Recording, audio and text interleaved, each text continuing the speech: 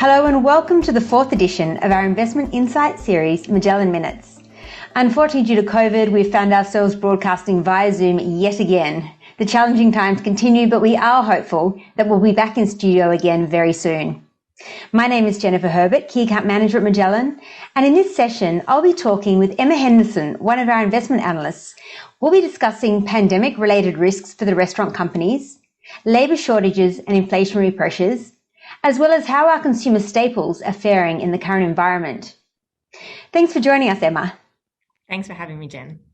Emma, Magellan owns three of the largest restaurant companies in the world: Yum Brands, which owns Pizza Hut, Taco Bell and KFC, McDonald's and Starbucks. While the restaurant and hospitality sector has seen a lot of disruption throughout the global pandemic, large restaurant chains with strong digital delivery and drive-through capabilities seem to have shown great adaptability and resilience.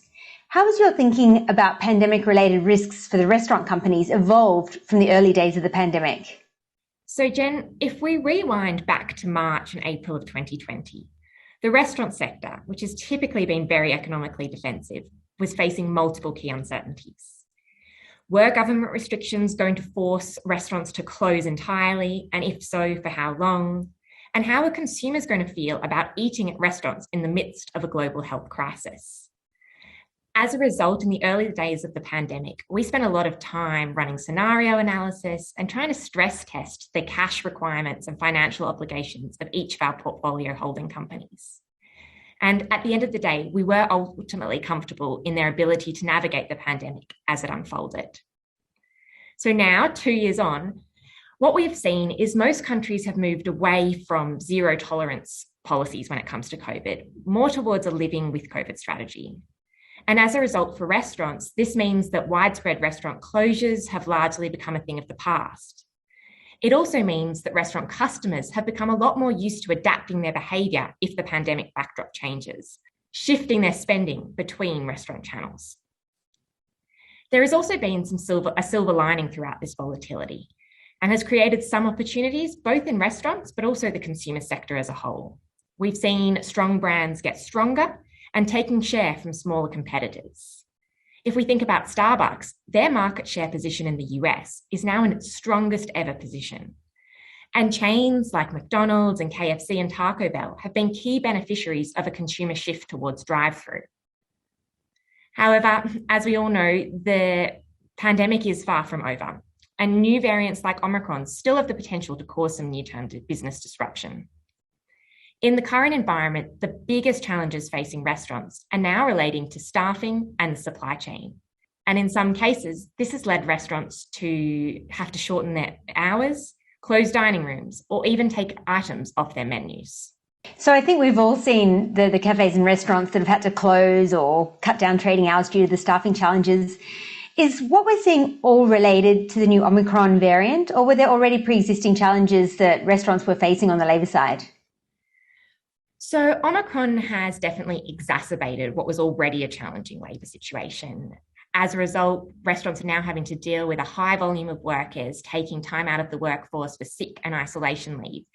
And this has put further pressure on a workforce that was already stretched to begin with. However, rising Omicron cases isn't the only driver of the staffing challenges we're seeing in restaurants.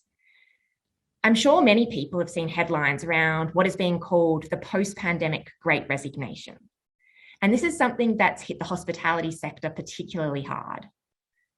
If we take the United States as an example, over 1 million workers, or 8% of the total hospitality and leisure workforce, is still yet to return to the industry since February 2020.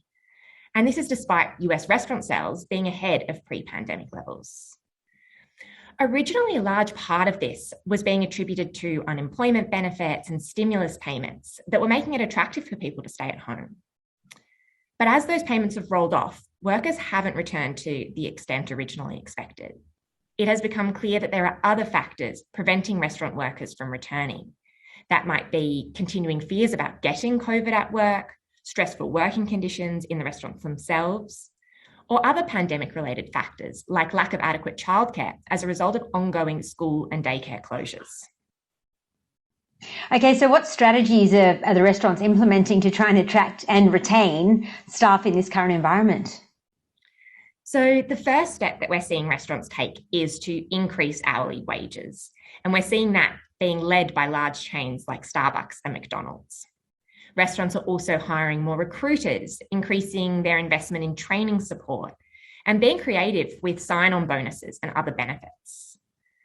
Over a slightly longer time horizon, we're also seeing restaurants look towards technology solutions, both to improve working conditions for staff in their restaurants, but also to drive productivity improvements. So ultimately, they can learn to do more with a fewer number of more highly paid staff. So you mentioned wage increases, and this is obviously one source of cost inflation. Are restaurants facing other inflationary pressures throughout their supply chain, and how are they working to offset these high costs? So in addition to higher wages, restaurants are experiencing some other inflationary challenges, and that's in areas like meat, dairy, and logistics. To date, the key lever to offset these rising input costs has been menu price increases, and we've seen these being taken across the industry. While we may see some near-term margin pressure as a result of rising costs, our restaurant portfolio companies are well positioned in an inflationary environment. They have strong pricing power with consumers, significant scale when it comes to negotiating with their suppliers, and also have other levers available to them, including productivity initiatives and adjusting what is and isn't on their menu. A final consideration, Jen, when we think about the financial impact of inflation is the underlying restaurant operating model. And by that, I mean, do the companies that we invest in operate the restaurants directly, or are they operated under a franchise agreement? So two of the restaurant companies that we own in the Global Fund, Yum Brands and McDonald's, they operate under an almost fully franchised model. So this means that they rely on separate independent franchisee companies to run the restaurants. And it will be those companies that bear the full margin impact of higher wages and food costs. Instead, Yum and McDonald's as franchisors take a royalty fee, and that's how they earn their income. And that importantly, that royalty fee is based on franchisee restaurant revenues rather than profits. And this should help to protect their profitability in a rising cost environment. Finally, Emma, outside of the restaurants, we also have a number of large consumer staple companies in the portfolio. How are they positioned in this challenging environment, considering, the inflationary pressures and the labour shortages we just discussed? So consumer staples companies are also facing similar pressures. On the inflation side, they're seeing rising costs in raw materials, packaging and distribution. And they've also had a few pockets of labour challenges in manufacturing and logistics. On the retailer side, you may all have seen product shortages coming back and empty shelves in supermarkets. And this is also a result of labour issues. This might be truck driver shortages, or for the large grocery chains, they're also having challenges in their distribution centres. In disruptive periods like these, supply chain strength becomes an even more competitive advantage. And the companies we own, like PepsiCo and Nestle and Procter & Gamble, with their scale and distribution capabilities, have been able to manage their supply chain remarkably well through the pandemic. The consumer staples companies we own in the Global Fund have a set of really strong brands. These brands typically compete in differentiated categories rather than commoditized categories. They have large, strong market positions and superior product innovation. In turn, this gives our brands strong negotiating power with retail partners, and it should position them for more resilient growth in the face of rising prices. Emma, thank you so much for sharing your insights with us today, and thank you to everyone for watching. If you have any questions, please don't hesitate to contact one of the Magellan distribution team, and feel free to share this update with clients or colleagues as you see fit. Take care and stay safe.